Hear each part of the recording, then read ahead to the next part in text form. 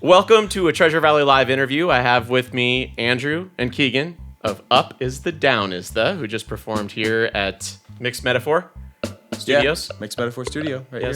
Jesse Blake Rundle is the audio engineer here. Great song choices. Thank you. So you played one of your original songs that's going to be coming out on an upcoming album. Yes.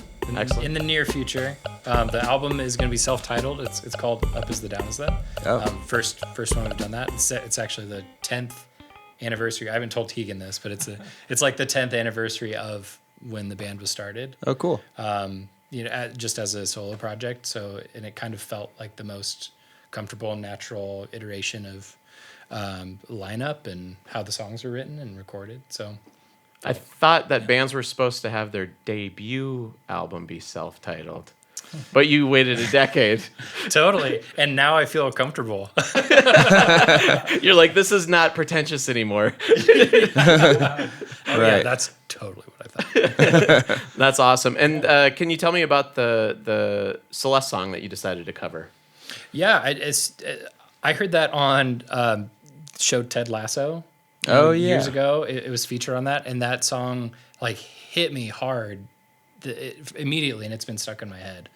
And it's a song that I always go back to. It's like a perfectly written song that in my eyes. Yeah. I mean, to try and do that, I know that I can't do it justice, but if anything, it's just getting her name out because she's a UK artist. Not that she needs me to promote her. But more people need to hear it. It's a great song. Yeah, I just stumbled into it maybe 3 or 4 months ago. And Gotcha. Wow, awesome. this is really good. So. Yeah. She's a great songwriter. Check her out. Right on. I thought that the decision to play electric guitar, singing, and saxophone was super unique, and you both nailed it.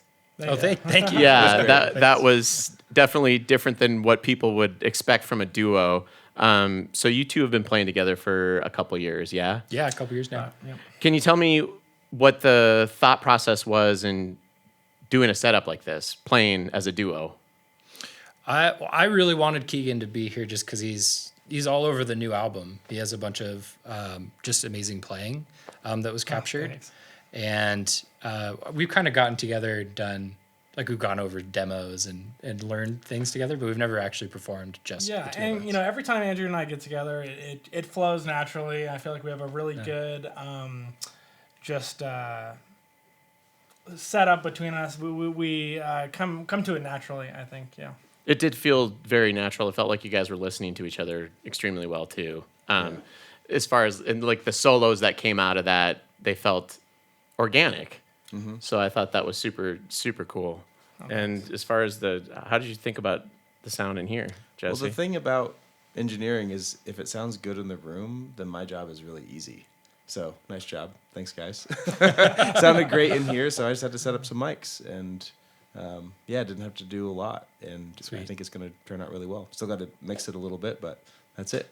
So your songs are complicated in my ear, to my ear, Andrew. So what do you do musically? You have a very unique vocal voice, I want to say. And then also your chords that you play are not the traditional major minor type thing. So what goes into your songs when you're putting them together?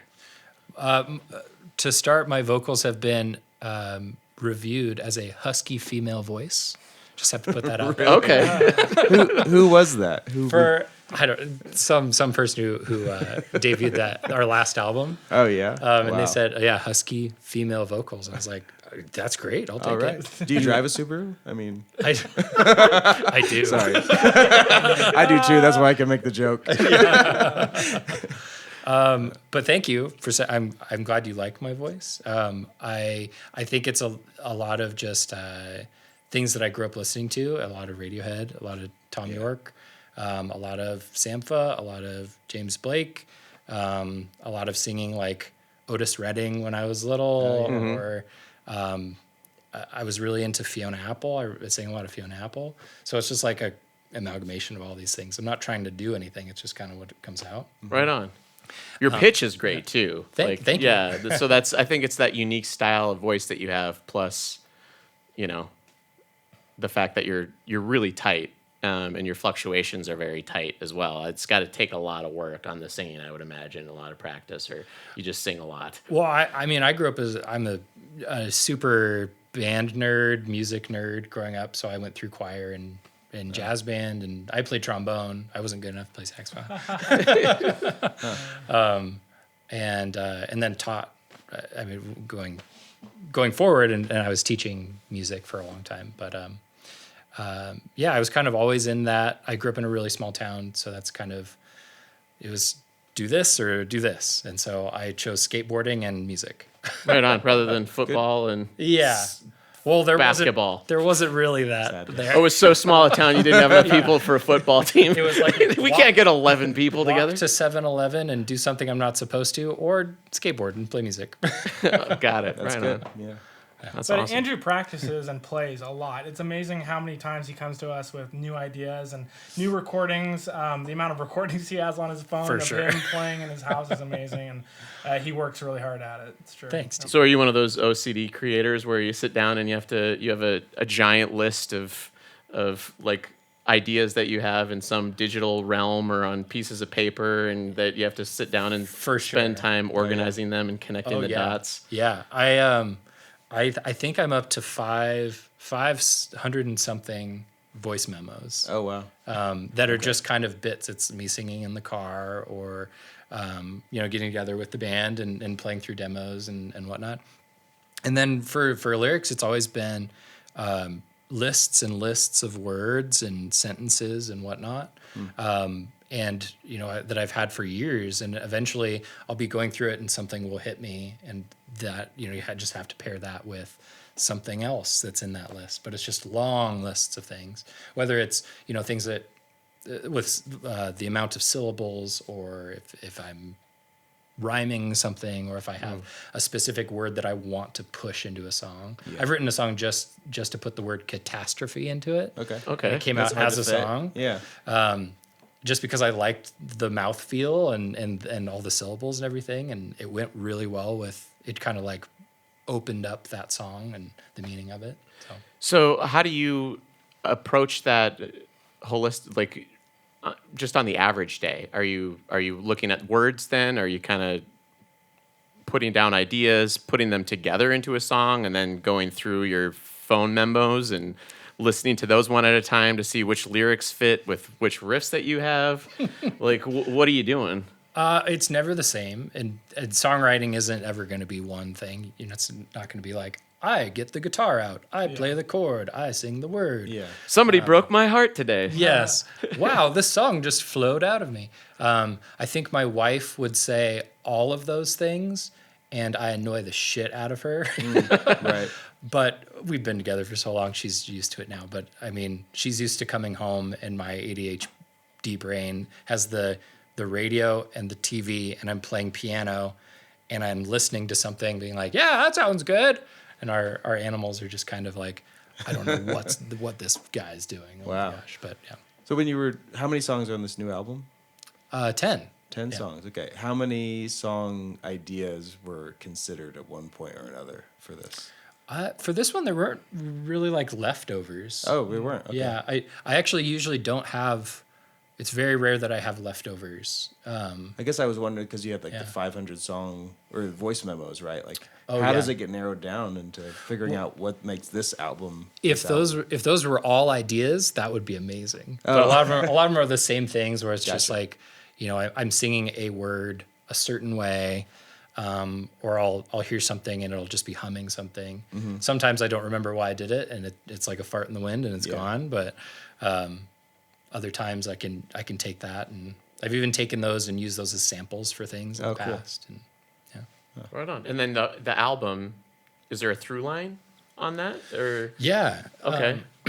So the last album, Pulling the Wool, kind of came out as someone that was, if you were to have characters or anything, it was people kind of issuing a warning, or kind of like opening their arms to people saying, hey, this is awful, let me take you in, or how can I help you, sort of things. Going through that. And then it was kind of like the opposite of that. The other end of the spectrum being like, hey, you've done this to me so many times, I'm going to take you down. Sort of songwriting. At least that's how I take it. I don't know how you take those songs. I'm less of a lyricist than you are. You know, I think that's how I listen to music too. I'm more concerned with you know, how things sound sonically, and the lyrics are secondary to me typically. But but this new album came out of it has a heavy influence of just lyrically from Macbeth. Just characters and through lines. And so each song is kind of a different perspective.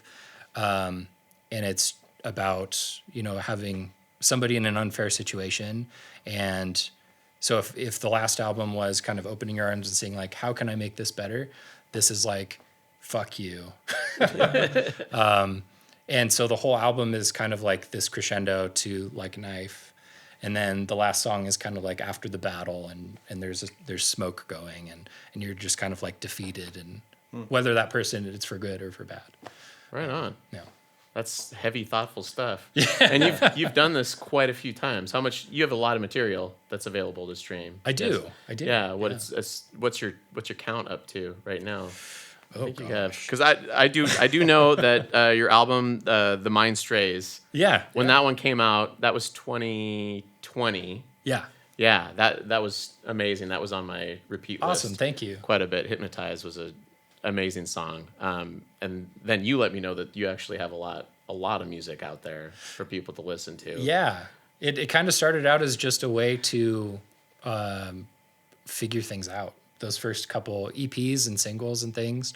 I was doing stuff by myself and I was looping, and you know, I wanted to hear how textures work together, and I liked it and I put it out. That's just how it was. And then before Mind Strays, I put out an album called Forward Always, and since then it's been every 2 years I've been trying to put out a full new release or album.